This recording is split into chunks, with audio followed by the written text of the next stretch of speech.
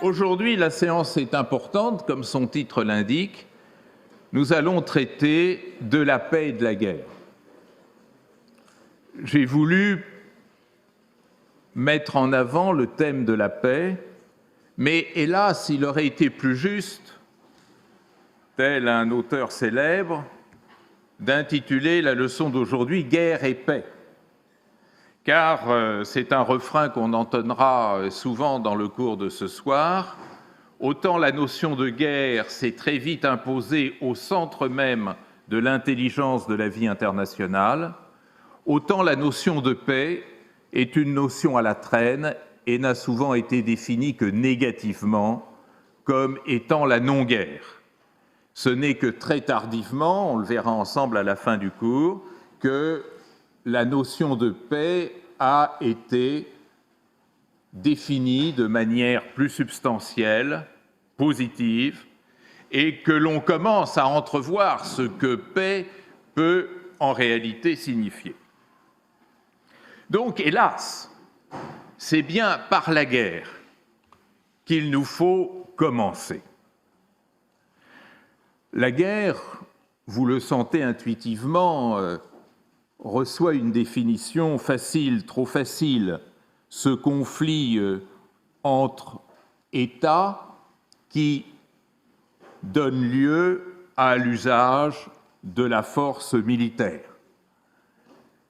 Donc, la guerre est à la rencontre de cette notion d'État, de conflit entre États et d'usage de la force. Grotius, que vous connaissez et que je réintroduis avec plaisir ce soir, Grotius définissait la guerre en disant d'elle que les partenaires, c'est-à-dire les États, vident par la guerre leurs différends en utilisant la force. Ce qui donc place un sociologue classique comme Raymond Aron en position facile. Raymond Aron, dans Paix et guerre entre les nations, n'hésite pas à considérer que finalement la guerre, ce n'est rien d'autre que l'aboutissement, nous dit-il, paroxystique de la rivalité multimillénaire entre États.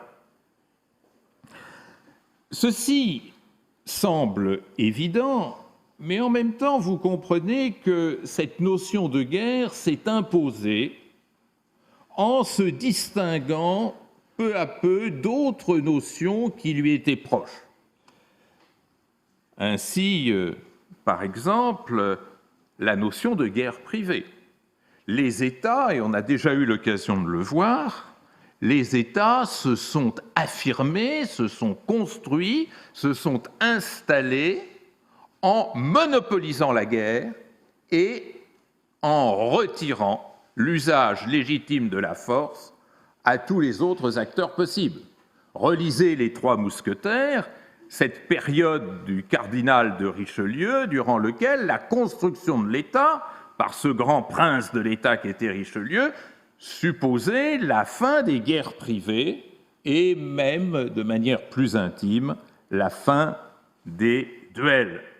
Et donc, un auteur comme Quincy Wright, qui est un des pères fondateurs des relations internationales en Europe, qui a beaucoup travaillé sur la guerre, vous voyez là son ouvrage « A Study of War », nous explique que, du coup, la guerre devient non seulement ce contact violent, cet usage de la force par les États, ce contact violent entre les États, mais il ajoute une idée très importante, à savoir, ces États sont de force, de nature équivalente, semblable. Ça vous paraît évident comme ça vous paraît anodin, ça ne l'est pas, parce que ça nous plonge dans l'actualité brûlante. Peut-on encore parler de guerre quand il y a une telle dissymétrie, une telle différence entre les protagonistes? Et vous comprenez bien que l'épisode récent du Mali, par exemple, nous invite à nous poser cette question. Est-ce qu'une puissance nucléaire qui s'oppose à des bandes armées, à des entrepreneurs de violence qui ne sont pas des États, est en situation de guerre?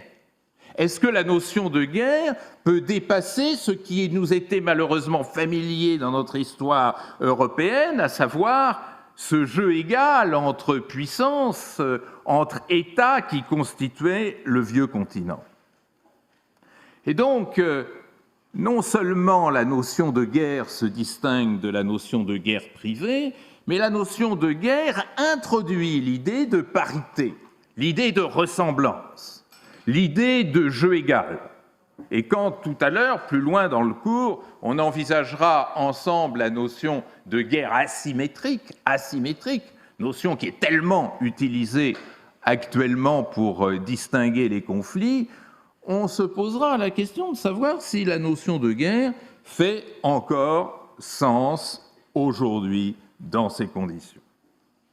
Et cet effort de distinction, il se poursuit. La notion de guerre, au sens strict du terme, nous amène à nous méfier de ces usages métaphoriques extensifs de la notion de guerre. On parle volontiers aujourd'hui, et à juste titre, tant la chose est devenue importante, de guerre du renseignement. Mais est-ce que la guerre du renseignement est encore une guerre, puisqu'elle ne fait pas usage à la force? On parle de guerre commerciale, on parle de guerre économique, on parle de guerre de l'information. Et puis surtout, mesdames et messieurs, parce que là nous sommes vraiment au centre même de l'actualité, est-ce que cette prolifération de guerres intestines, de guerres intra-étatiques, guerre du Congo, guerre en Centrafrique, guerre au Soudan, guerre en Somalie, est-ce que tous ces conflits intra-étatiques méritent, si tant est qu'il y ait du mérite en cela, de recevoir l'appellation de guerre? Donc, quelque chose qui était évident lorsque le sens commun le véhiculait perd aujourd'hui de sa pertinence à mesure que des situations nouvelles se présentent à nous. Et c'est un peu l'objet de ce cours que de faire la distinction entre ce qu'est vraiment la guerre, telle que les théoriciens l'ont pensé, telle que les stratèges l'ont accompli, et ce que sont les conflits aujourd'hui.